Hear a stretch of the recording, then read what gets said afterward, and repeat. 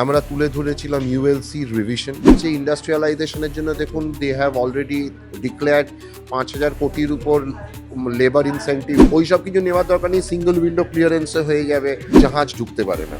So that এটা একটা major issue. এটা miniature version of the union budget, যেটা নজর কাড়া, এটা একটা ওভারঅল ভালো বাজেট। স্যার, আপনি প্রেস কনফারেন্সে বলছিলেন, আমরা শুনলাম যে আপনারা কিছু রেকমেন্ডেশন পাঠিয়েছিলেন বাজেট পেশের আগে। ঠিক কী কী বিষয়গুলো আপনারা তুলে ধরেছিলেন? আমরা তুলে ধরেছিলাম ইন্ডাস্ট্রিয়াল পলিসি, আমরা তুলে ধরেছিলাম ইউএলসি রিভিশন, আমরা তুলে ধরেছিলাম রোরো, আমরা তুলে ধরেছিলাম এই পোর্টসটা স্পেসিফিক্যালি আমরা তুলে ধরেছিলাম। উনি যেটা বললেন যে ওই রিভার সাইড ঘাটের যে এইগুলো, আমরা তুলে ধরেছিলাম এই এই যে রোরোটা, আমরা তুলে ধরেছিলাম on the infrastructure development from an IT policy, start up policy. এই নানান জিনিসগুলো কিন্তু আমরা তুলে ধরেছিলাম। আমরা প্রায় গোটা 9টা রেকমেন্ডেশন, 9টা বই আমরা টু দ্য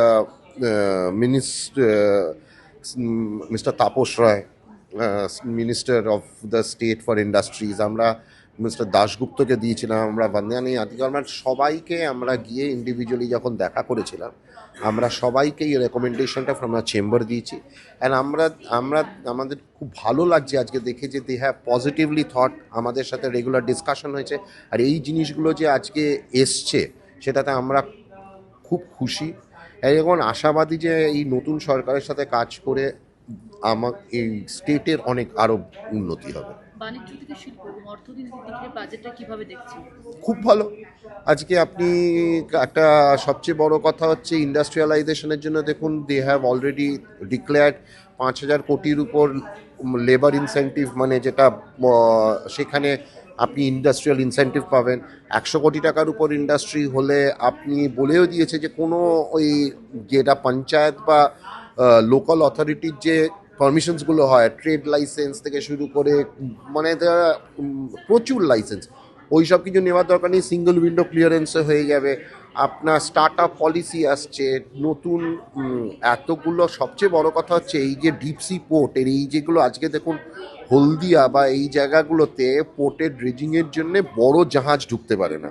সো দ্যাট এটা একটা মেজর ইস্যু। এই পোর্টসগুলো হলে আপনি বুঝতে পারছেন আমাদের ওয়েস্ট বেঙ্গল স্টেটের করিডোরটা কতটা ওপেন আপ হবে ফর ইন্ডাস্ট্রিয়ালাইজেশন। সো আমি তো ভীষণ আশাবাদী। কোন বিষয়টা বেশি নজর কাড়বে? বিষয়টা বেশি নজর কাড়লো, এক হচ্ছে এমপ্লয়মেন্ট জেনারেশন, এক।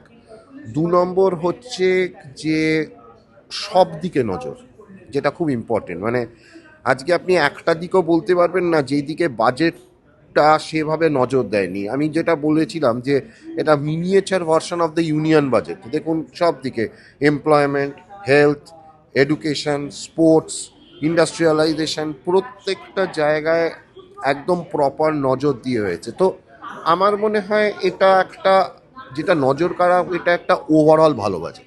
বাংলা হান্টের আরও খবর দেখতে নজর রাখুন। বাংলা খবর মানেই বাংলা হান্ট।